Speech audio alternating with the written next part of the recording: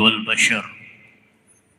اللهم صل وسلم وبارك على حبيبنا محمد وعلى آله وأصحابه ومن اتبع الهدى إلى يوم الدين. أما بعد، فيا عباد الله، أوصيكم وإياي بتقوى الله وطاعته لعلكم تفلحون. اسمعوا كلام الله من القرآن الكريم وسنة رسول الله صلى الله عليه وسلم، كما قال الله تعالى في كتابه الكريم وهو أصدق القائلين: أعوذ بالله من الشيطان الرجيم، بسم الله الرحمن الرحيم. إن أحسنتم أحسنتم لأنفسكم وإن أسأتم فلها.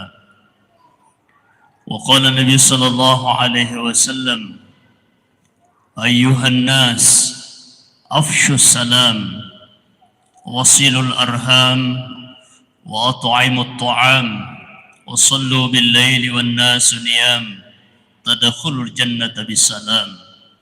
صدق الله العظيم وصدق رسوله الكريم ونحن على ذلك من الشاهدين والشاكرين والحمد لله رب العالمين.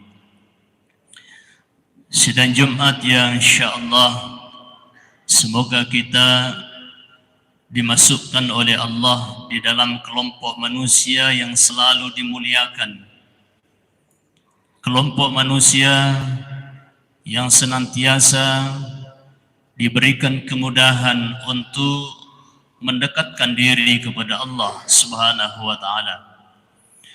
Diberi pula kemampuan, ada kemudahan di dalamnya untuk melakukan kebaikan dalam hidup ini dan juga menebarkan kebaikan.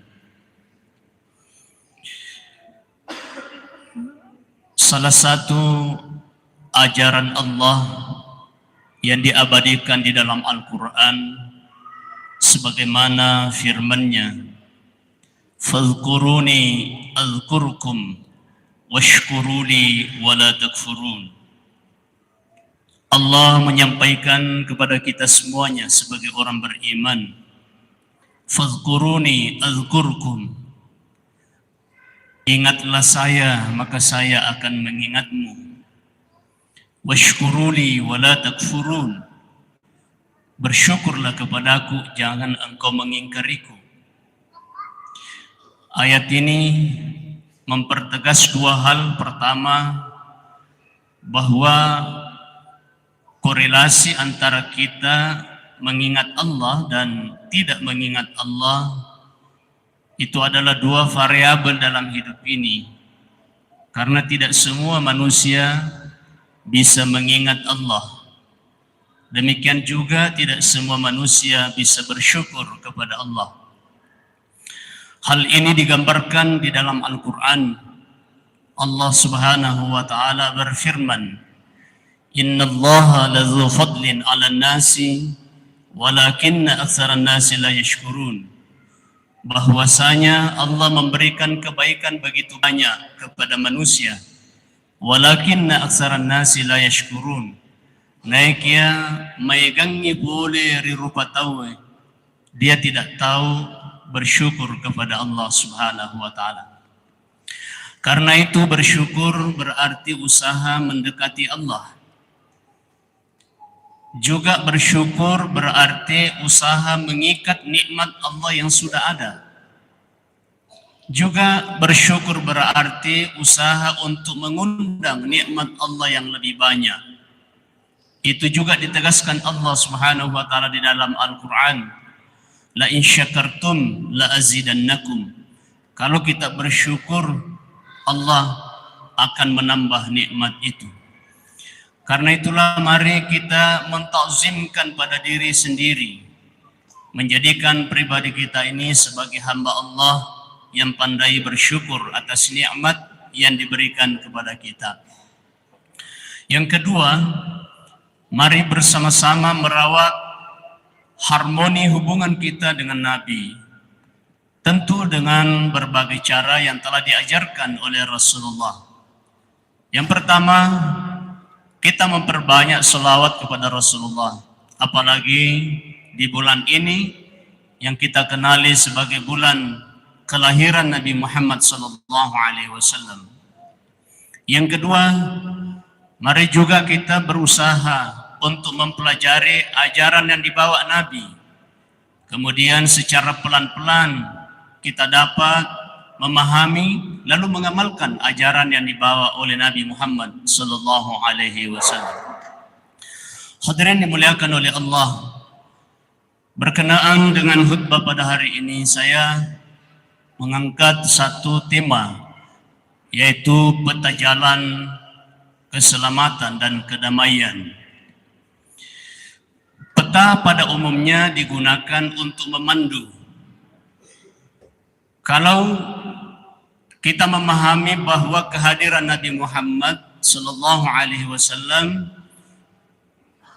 diistilahkan oleh Nabi sendiri di dalam hadis riwayat Bukhari, Nabi sampaikan, ayuhan nas, ana rahmatun muhdatun, wahai seluruh manusia, innama ana rahmatun muhdatun, saya ini, kata Nabi, adalah rahmat yang dihadiahkan oleh Allah Subhanahu wa ta'ala. Di lain hadis, Nabi juga menyebut dirinya sebagai pemandu kehidupan, agar setiap orang yang mengikutinya maka dia dapat memperoleh keselamatan, memperoleh kedamaian, dan memperoleh kebahagiaan. Kepulangan Nabi sudah lama. Lampu yang dibawa mati bersama dengan Nabi, tetapi penerangnya yang ditinggalkan oleh Nabi itu menjadi acuan bagi kita. Dan itulah yang harus kita jadikan sebagai panduan agar kita ternavigasi dalam hidup ini dan tidak tersesat. Karena itulah kita penting memahami peta jalan kehidupan ini yang kandungannya adalah keselamatan dan kedamaian. Di dalam kaitan dengan ini, maka sidang Jumat yang dimuliakan oleh Allah, yang pertama harus kita perhatikan bersama dan harus kita takzimkan pada diri kita adalah pernyataan Allah di dalam Al-Quran bahwa Allah Subhanahu wa ta'ala menyampaikan kepada kita sebagai orang beriman, kalau sudah mengatakan bahwa Allah itu adalah Tuhan yang Maha Esa, Allah itu adalah Tuhan yang patut disembah, dan kita berkata bahwa tidak ada Tuhan selain Dia, lalu ikrarkan di dalam diri, lalu diperkuat dengan syahadat, maka itulah nanti akan memandu jalan keselamatan kehidupan kita. Kenapa? Karena kita juga memahami dalam ajaran agama bahwa orang yang mengikrarkan syahadatain itu terjaminkan kehidupan dunianya dan juga terjaminkan akhiratnya. Dan bahkan kita temukan petunjuk Nabi, orang yang nanti dalam hidupnya ini berujung pada tahap terakhir, yaitu dia mau pulang kepada Allah, meninggal, lalu dia membaca la ilaha illallah, maka kata Nabi itulah jaminannya, dia nanti masuk surga. Maka panduan pertama dalam hidup ini adalah memegang teguh kalimat tauhid itu. Karena itulah diperjuangkan Nabi selama 13 tahun di Mekah. Berjuang hanya mengajarkan la ilaha illallah.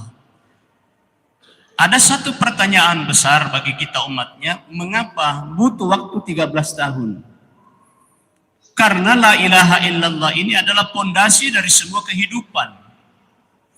Kalau la ilaha illallah sudah melembaga dalam jiwanya orang, maka orang ini tidak mungkin kalau dia berbicara berbohong, karena dia terkontrol. Kalau dia bergaul tidak mungkin menzalimi orang lain. Kalau dia bertindak tidak mungkin tindakannya merugikan dirinya dan juga merugikan orang lain. Intinya pada dirinya ada nilai keselamatan yang terpancar. Kenapa? Karena itulah buah manis yang lahir dari la ilaha illallah. Kalau setiap orang memegang ini, mau di mana saja berada, maka pasti dia menebarkan kemuliaan, menebarkan kebahagiaan, menebarkan ketenteraman, dan menjadi personifikasi yang baik. Apa yang terjadi dalam realitas kehidupan kita itu artinya ada yang tercerabut dalam jiwa seseorang. Itulah Andre Guruta Pak Kiai Sanusi Baco dalam satu pengajian di Masjid Raya Makassar. Dia sampaikan bahwa beragama suatu saat itu hanya berhenti di lidah, tetapi tidak turun ke jiwa. Itu sabakna nase maka dai mage dek na mega diterima farelo dotta. Na sabak iya ro farelo doange magang ke dililai. Dek na no dia tie. Nah, inilah perlu kita menelaah kembali dan juga memotret ulang tentang cara kita memanah itu semua. Karena jangan sampai tercerabut dalam kehidupan kita. Di pasar ini la ilaha illallah harus hadir. Di kantor harus hadir, bukan hanya di masjid, tapi dalam peta sosial kehidupan yang memandu jalan hidup ini agar hidup ini menjadi selamat. Itu satu. Yang kedua, Sidang Jumat dimuliakan Allah, Nabi memandu kita agar kehidupan ini menjadi kehidupan yang penuh dengan makna. Juga memandu kehidupan kita agar kehidupan ini saling melengkapi antara satu dengan yang lain. Saya ingin mengambil satu contoh. Ada satu peristiwa dalam satu riwayat, Rasulullah diundang untuk satu jamuan. Karena jamuan itu jamuan istimewa, maka Nabi dipotongkan seekor unta. Dan ketika unta itu, daging unta dihidangkan bersama dengan sahabat-sahabat. Lalu kemudian di tengah perjamuan itu tiba-tiba ada suara yang terdengar. Dan suara itu adalah seseorang yang sedang buang angin. Buang angin, mengganggu suasana. Bisa dibayangkan kalau acara-acara resmi kemudian ada angin yang berhembus dan angin itu tidak sedap.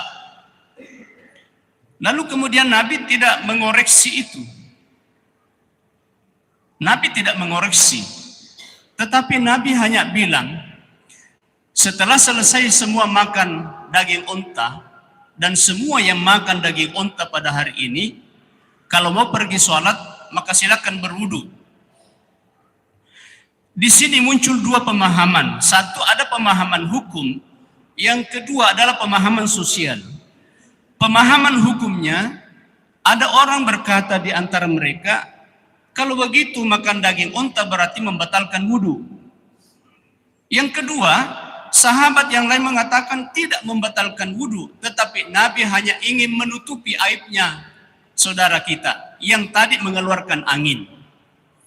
Dalam terminologi sosial, seringkali kita menjadi tercerabut nilai ini. Oleh karena sering kita memperagakan sesuatu yang tidak sesuai dengan konsepsi ajaran Nabi. Bahwa Nabi tidak suka mempermalukan orang di tengah orang banyak. Itu bukan karakter Nabi. Karena karakternya Nabi adalah menyembunyikan aib orang.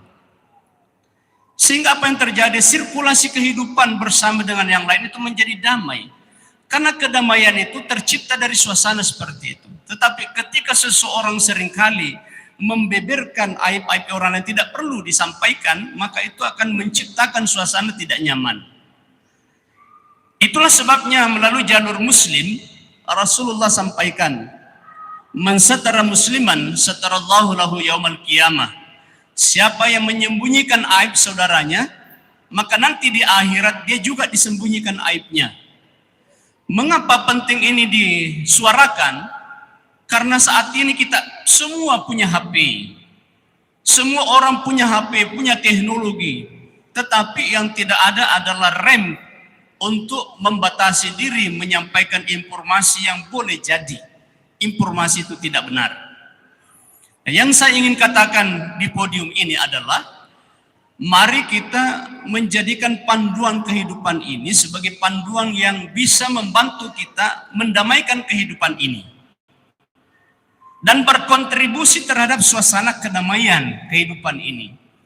Mengapa menjadi penting? Karena kalau kita menyaksikan belahan dunia lain, betapa kacaunya di negara-negara yang tidak mengusung prinsip-prinsip kedamaian. Tapi Indonesia meskipun carut marut di tengah suasana ekonomi yang tidak stabil, tetapi kita masih suasananya alhamdulillah. Nah, karena itu sidang Jumat dimuliakan Allah, di dalam poin ini maka yang patut kita perhatikan bersama dalam ajaran Nabi yang kedua dalam konsepsi hubungan kita dengan sesama manusia adalah kemampuan kita untuk memberikan maaf dan ruang maaf kepada orang lain.